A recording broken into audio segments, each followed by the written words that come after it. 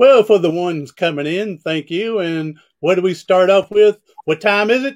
It's the, what is it? What is it? Huh? Oh, come on. Oh, say it again. It is the time for the Professor of Perseverance podcast. Thank y'all for being here. And we have a guest again, and she's going to educate us. She's going to share her story of being in a manipulative relationship, how she got out of it, how she started her business, how she empowers other women, other people to get out of the situation. So I want to introduce our guest, Gloria Patini. Hello. Hi. Thank you for having And me. you're welcome. Thank you for coming and here. And you're in the big UK. Yes, I am in the UK. Yes. What do we say? On the other side of the pond. On the other side of the pond, indeed. Yes. That's right. So, all right. And so you're going to give your story here. And Mhm. also you're known as a coach, Mhm. and it is a self-love coach. Yes. How to learn she's going to teach everyone how to love yourself. And Yes. I'm a firm believer. If you can't love yourself, how can you expect anyone else to? Yes. That's But, exactly it. and 100%. I'm not going to steal your thunder there, Coach. So let's go ahead and get started in here, and let's go ahead and open up and tell us your journey. Yeah. So my journey started a while ago. I I was in a toxic relationship for a very long time. I was 18 when I started being in this relationship, and I left when I was 32. So it was a huge gap in my life, not gap, but a huge chunk of my life. And especially I find it was very crucial years, because at the age of 18 is when you actually become more self-aware, you explore yourself. You're supposed to be turning into a woman, be growing into a woman. And that wasn't very much what happened for me, because being part of a toxic relationship really changes the way you perceive yourself, really changes the relationship that you have with yourself because of the manipulation that you go through. So when I came out of that relationship at 32, I was shocked. I was like, oh my God, who am I? Who is everybody else as well? I couldn't even really understand a lot of stuff that I was seeing, because my normal was very different. My normal wasn't normal for the majority of people, and it's obviously a very long story, but I went through severe anxiety and OCD. I was bullied by my ex. I was gaslighted by my ex. It was a very, very, very toxic relationship. I was isolated as well, in a way from my family, but isolated in a way that I was still obviously talking to them, but my ex always had something to say about them, saying that, oh, they don't want the good for you, they're not interested in that, they're not, they don't want well for you, when instead it was the complete opposite. But then I made it out. Then I decided, my OCD, I don't know if you're familiar with OCD, but it's obsessive compulsive disorder. And it's basically when your brain tells you that you have to do things even when you don't want to. So, you have to go through rituals in your head because your anxiety is such a high level that you're really scared that something bad is going to happen if you don't do those things. So my OCD reached such a high level that I couldn't cope with it anymore. I was either going to ask for help, or I don't know what was going to happen. So I went to see a coach. I've asked for help. My coach specialized in anxiety disorders as well. So I asked for her help, and it was great. Within 18 months, I was in a very different position. And I started seeing myself in a very different ways. I started losing weight. I was overweight at the time as well because of the anxiety and all that. And yeah, I started looking after myself more. And as you develop that self-love that we were talking about at the beginning, you start seeing things more clearly, you know, in front of you. And what I saw, I didn't like. I saw that the relationship that I was in, I opened my eyes to it, and I realized that I went through financial abuse, I went through emotional abuse, all these sort of things, and I, you know, gathered the courage and decided that that wasn't going to be my life anymore, and I left, and I'm very glad that I did.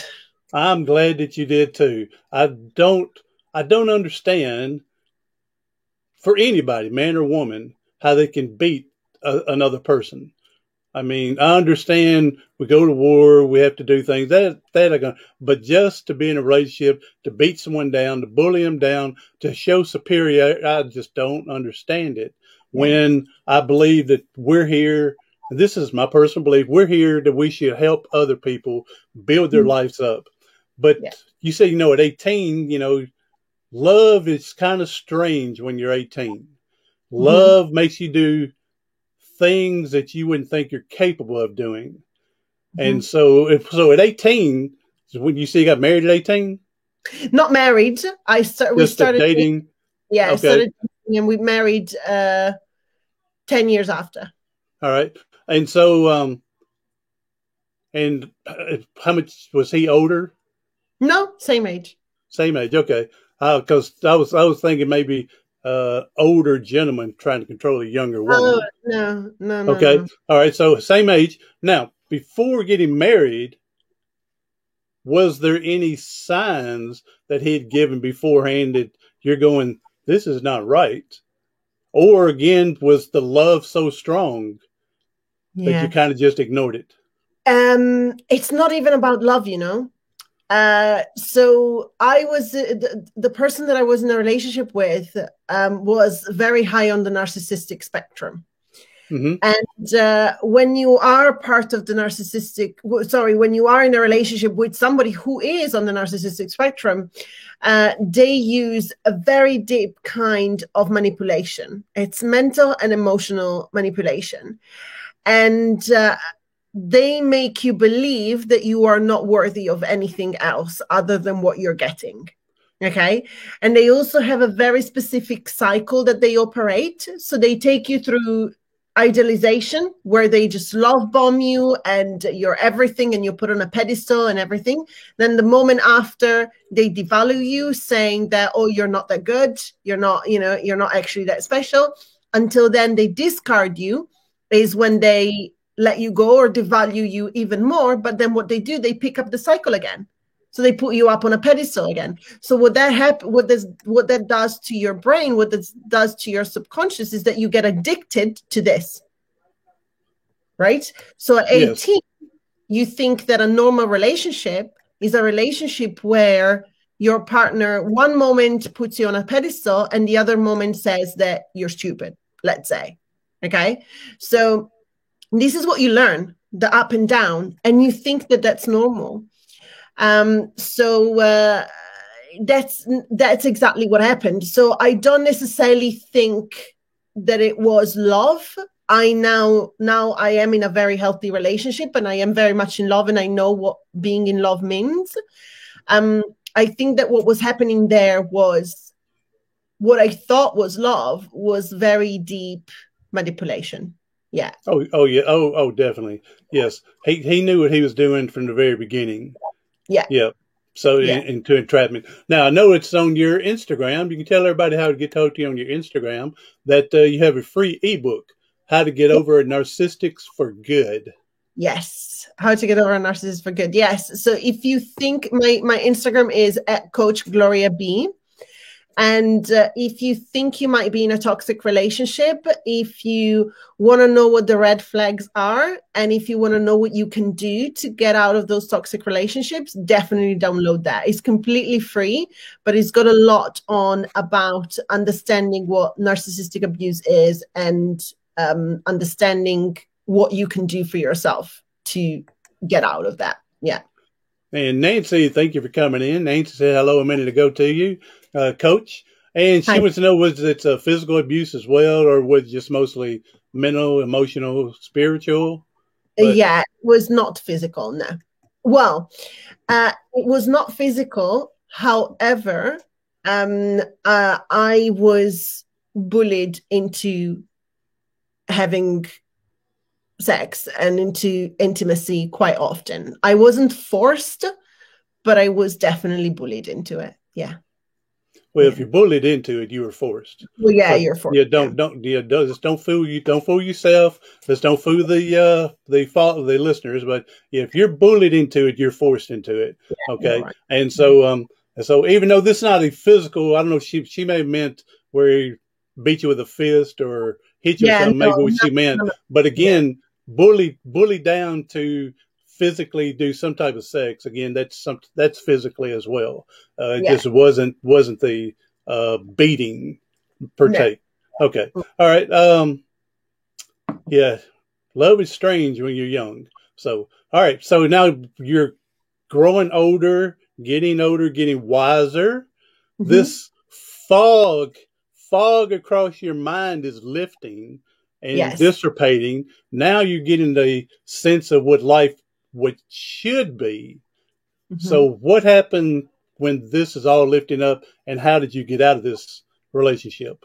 I think clarity was a game changer for me. So the moment I start projecting the love towards me, so the moment I started focusing on me, and I started very little, I started just by going to these coaching sessions once a week, once every 2 weeks for an hour, and just focusing that time on me and on growing myself.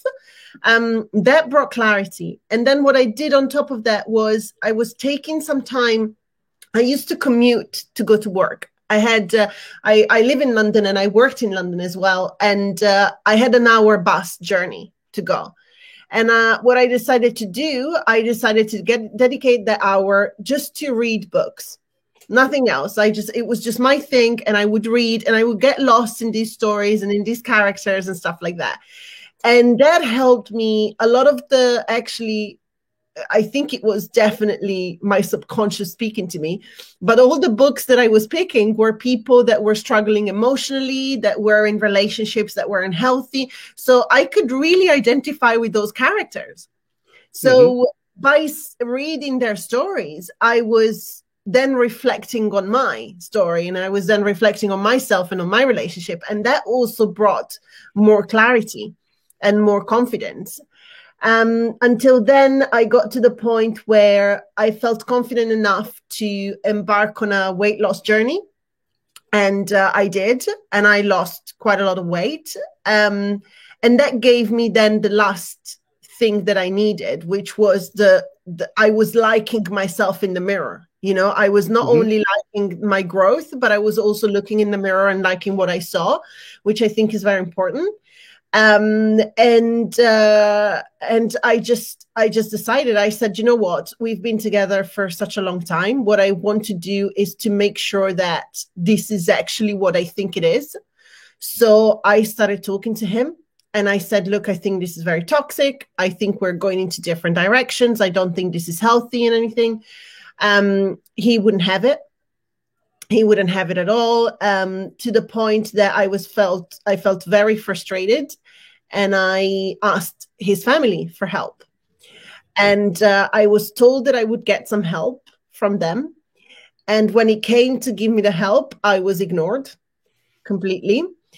And then this was over the Christmas holidays. And then we came back to London after the Christmas holidays, and I just couldn't do it anymore. And I said, oh, I didn't get any help. I don't see me doing this on my own. I really can't. I tried everything that I could.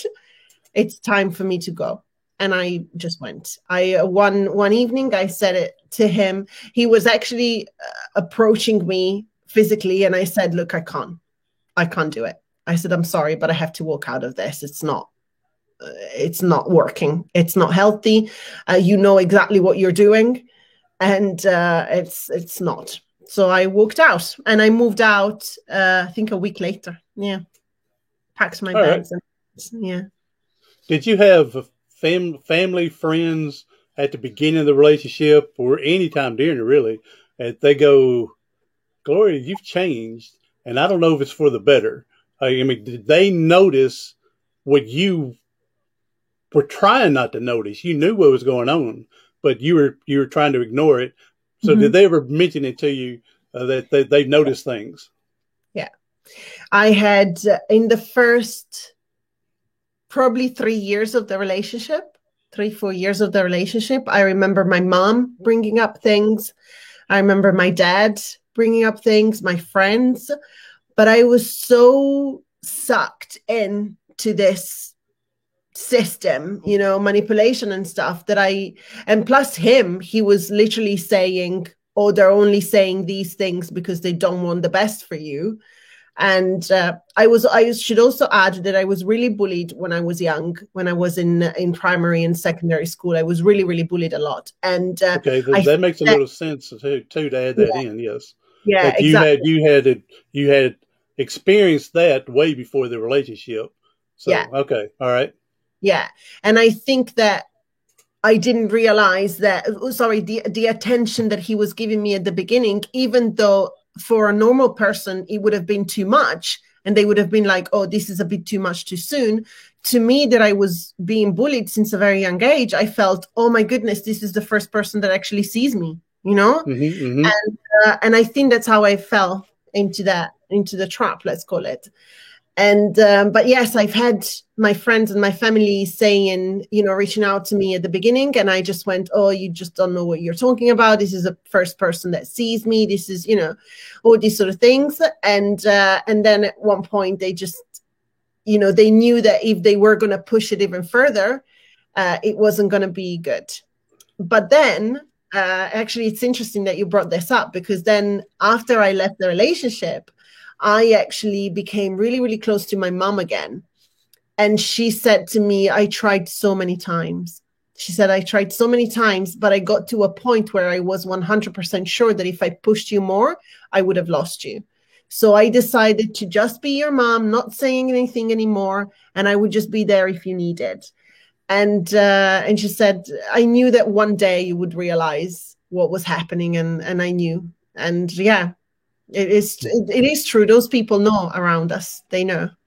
Yeah, and it's a balancing act on a teeter-totter balancing act, because when Mom said, I knew I was pushing you, that if I pushed too much, it was going to change the balance, and she was worried that you were going to, forget, not even come back to Mom again. So she was wise beyond her years. So I'm glad that because that's the thing. Once you keep pushing, keep saying, people are going to resent that. They're going to quit communicating. So so that was good she had to do there. So now you were talking about reading books for your hour journey back and forth. And we used to have a motivational speaker. I don't know if you heard him, Zig Ziglar. Very, very good. Zig Ziglar. And he used to talk about people riding in cars and listening to audio tapes while they're driving. And he would call that something like automobile university or car university. Because he said all the hours you put on the road, he said, if you do that for 5 years, you listen or read your situation, read the books in a couple of years, you've done enough to earn a degree, basically, teaching yourself. Yeah, he calls it car university or automobile university, something like that. That's so true. Yes, it's very specific. Yeah, I love that. Yeah. So I'm glad that you were able to wake up enough to do that, to start educating yourself and bring that self-love. And we talked right before we got on here, and I told you I was sorry that you went through all this.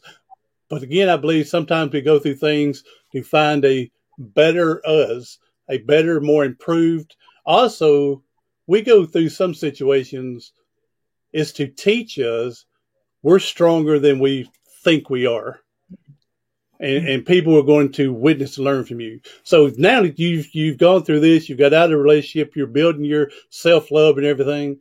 Now you go around and help other people. Coach, go ahead and explain to us how you help other people. Yes. So I went through, obviously what helped me immensely in my journey out of that relationship was my coach. And I found the coaching practice to be very, very powerful. So I decided once I was out and I saw my life and, in a different way, in a healthy way and everything, I realized that the job that I had was just a job. And I actually wanted to do something to make a difference. So after working 10 years in the events industry here in London, I left. And before leaving, I went through a 12 months training to become a coach. And then I left last year after coaching part-time for a little bit, for about 6-7 months. And then I went coaching full-time from July last year. And yes, so what I wanted to do was to give back, because I felt so enlightened by coming out of this relationship. I realized that the way I was putting myself out there was so different. And the way that people were responding to me was different as well, and just by standing up for myself and leaving that relationship, I had family and friends coming to me and saying, oh, you inspired me to do something. It might not have been to come out of a relationship, but I had inspired them to do something for themselves, right? And I decided, I definitely want to do this for a living. I want to put people in the position where they can put themselves first and they can decide that they want to create the life that they want, So that's what I do. I now help, obviously the toxic relationship topics really resonates with me, and I have obviously a 15-year experience in it. So I now help women and people, because then I chat to everybody on Instagram, and sometimes, there's guys who message me and say, oh, I'm actually experiencing this with a woman, and that's absolutely fine. And it happens, of course.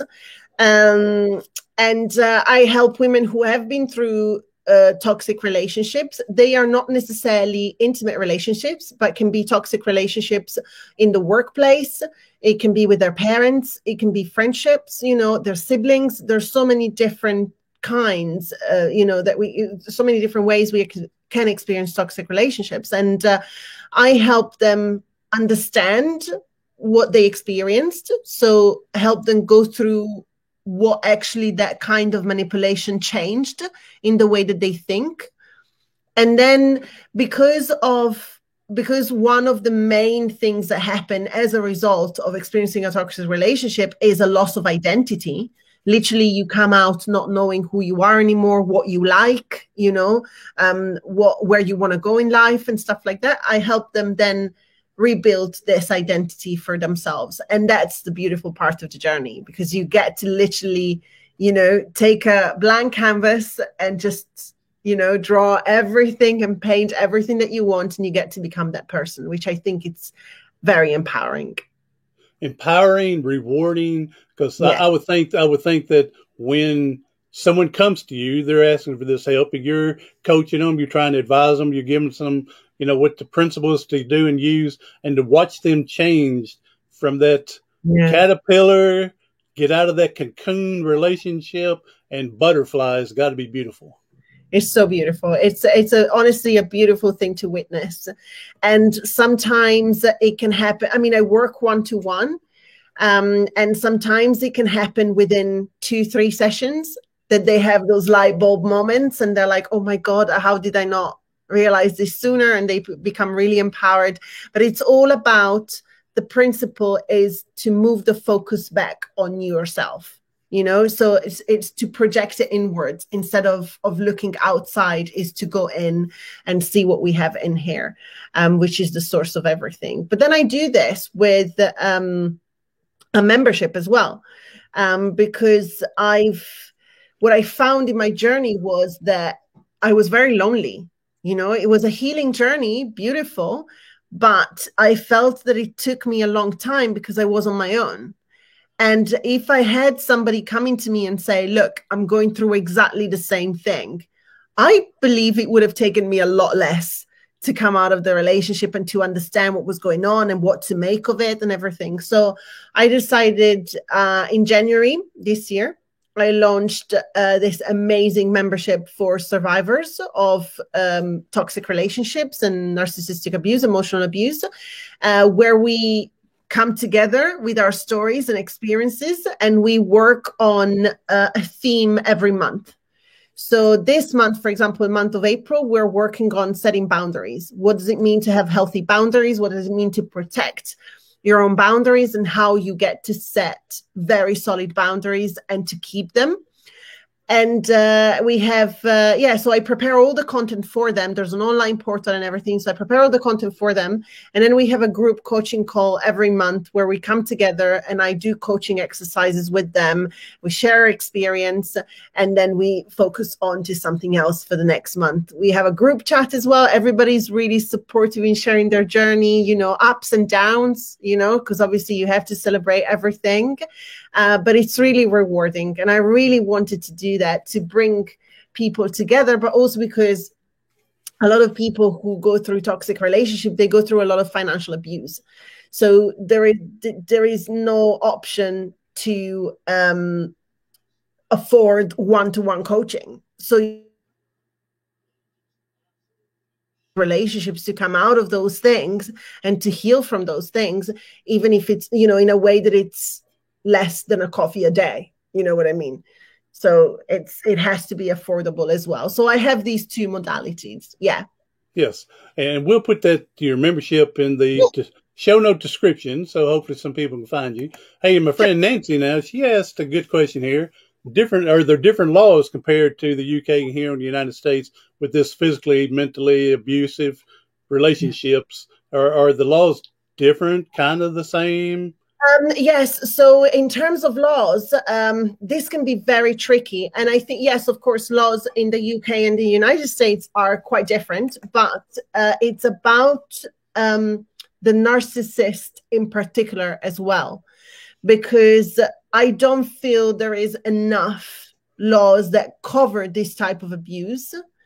And also because of the way a narcissist is, a lot of the time they're actually able to manipulate their lawyers into actually making them believe what is the wrong side of the story, you know, and they go to an extreme lengths to win their cases. And I've had clients who have gone through, you know, law and, you know, lawyers and everything. And it's hard. It's really hard to come out of this. And I feel it should be talked about more. And there should be more specific laws on this, 100%. On your self-loving, teach people self-love, and with your membership, is any of your coaching about anger management or whatnot? There's all sorts of learnings in terms of emotions. So yes, anger, absolutely. Anger is a normal emotion, and we should, you know, find our way to channel. What is really, really amazing about coaching, and what I really love about the coaching practice in general, is that it's not based necessarily on advice. So when you work with a coach, one-on-one especially, you come out with something that is good for you. And this is why it's long-lasting, because it's not a one-size-fits-all. Because if it was like that, then we wouldn't need to have so many different practices around the world and so many different modalities. So with a coach yes, definitely we can talk about anger management, and we can find solutions that are specific to the person, which I think are more long lasting and again, more empowering. Yeah. I'm like you. Yeah. There's multiple different ways of doing things. And that's why we have multiple different ways or areas there. It's not like I said, under the umbrella, the one size fit all. So it's not the t-shirt or the underwears. It's one size fit all. It's we have multiple sizes. So there's multiple teaching and multiple areas to look at. And what do you do? Have you had a client that comes for this advice, whatnot, but you can tell early they're just not ready for the change? You may be planting seeds, but you're praying it's going to grow fast, but you can tell by listening to them that, yeah, they're not really there for this. Yeah. Yeah, absolutely. I have tons of I hang out on Instagram a lot, and I have tons of conversations with people who message me on a regular basis. And I like to reach out to people as well. You know, I am a woman on a mission, believe me, and I really want to spread my message, because I think this is fundamental. That we work on this and that we get people to get out of those relationships, for sure. But yes, of course, everybody's at their own stage of their journey. So, what I want ultimately to do, of course, I want to help them change their lives, but I don't want to do something that they're not ready to do. So if it makes them reflect, even if it makes them have a thought that they didn't have before, and it's going to push them towards asking of some sort of help, not necessarily to me, but whatever kind of help they see fit, then my job is done, honestly. I feel like I have made an impact, and it's amazing. But in terms of really taking action and really doing something, yes, a lot of people are not ready. A lot of people would tell you that they're not ready. A lot of people, they would just be in that phase where they're not aware yet completely, and it takes them more time to realize what's happening and what they can do about it. But normally when they come to me and they decide, okay, I want to do this, is because they have reached that level where they say, okay, I'm doing it. There's no question. Like I'm doing it. Yes. Yeah. And we're speaking with Coach Gloria Patini, coach in self-love. Is woman is on a mission to help people, mainly with, go and say it's a woman's environment on this part, but again, other people that's seeking to help to find that self-love, and then to get something that they deserve, and that is a better life ahead of them in the future. Go ahead and tell us, Coach, how can people get a hold of you? How can they find you socially on the social media? Absolutely. I am on Instagram. You can find me at Coach Gloria B, and all my links are on there. If you want to go check out my website, is theselfmasterycoach.co.uk. Theselfmasterycoach.co.uk. And there's everything about what I do in there. Literally, you find links to the membership that I talked about.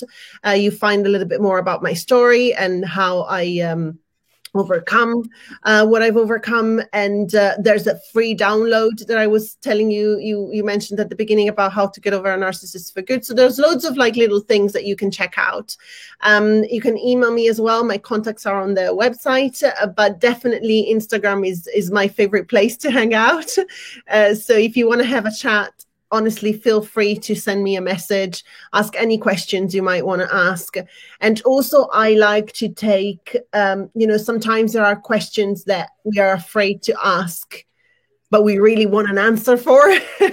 So if you want any of those, you can remain completely anonymous. That's absolutely fine. And I will create some content for you, whether it's a video or it's a post, or I'll do a feature on my stories or something. But I really want to create stuff that is going to help in general. So yes. Yeah. And my friend Nancy is asking for some information, and yes, I'll get that to you, Nancy, and I'll send you some links and things like that, how you can get a hold with Coach on Instagram and stuff, and so we'll go from there. Yes, we'll do what they call, I don't know what they call it, hook up, not hook up. What do they call it? We'll hook you up. I don't know, something depending on how people view it. It could be good or bad. So, but we'll pass the information on to you. I'm old, so I'm old, and I try to use it. Slang it that I get in trouble with sometimes. I have no idea is what I'm saying. So, well, Coach, thank you for being here. Thank you for and sharing some information. Anybody's coming in now, Nancy, thank you for being in on the replay.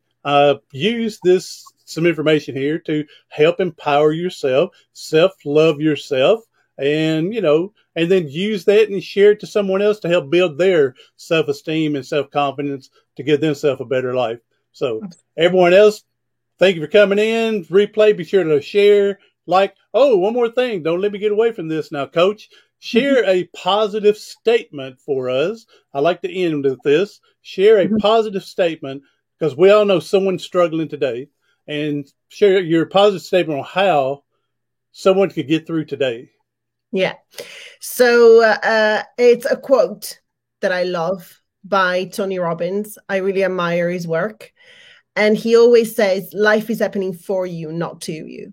So whatever it is that you're going through today, remember that it's not made to make you suffer.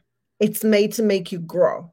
So it's super important, the meaning that you give to what's happening to you. So if you decide to see yourself as a victim, you will have a life lived as a victim. If you decide today that life is happening for you and you are a survivor, that's the life you're going to live. You're going to live a life that has a meaning, where you can change things, where you can help others, and you can impact the world. And it's super important. I know that this is a little bit more than a statement only, but it's super important what you said earlier, that what you do for yourself today can impact somebody halfway across the world, and you don't even know it. So it's so much bigger than us. And the reason why I'm on a mission is because I know for a fact that if I help you out today, or if I reach a person today, or if I coach someone today, then the knock-on effect, the butterfly effect that that's going to have, it's literally going to change humanity, one person at a time, you know? So have that in mind. Whatever happened to you, keep this in mind and give it that meaning, the meaning that is change, the meaning that is powerful, is strong. Life is happening for you 100%. You're put on this earth to be happy. That's for sure. There's no question about it. What doesn't kill us makes us stronger. Yes. So, Coach, thank you for being here. I'm just so glad you were able to get out of your situation, and you have butterflied multiple times. I mean, not just one huge butterfly, but you got thousands all over your back and everything, where you have grown and improved. And yeah, I'm just so proud of you, and you're an amazing person, amazing woman. And I'm glad you're out there to help other people nowadays. Everyone else, thank you for being here. Do something today, tomorrow, something next week that's going to help you persevere past your paralysis.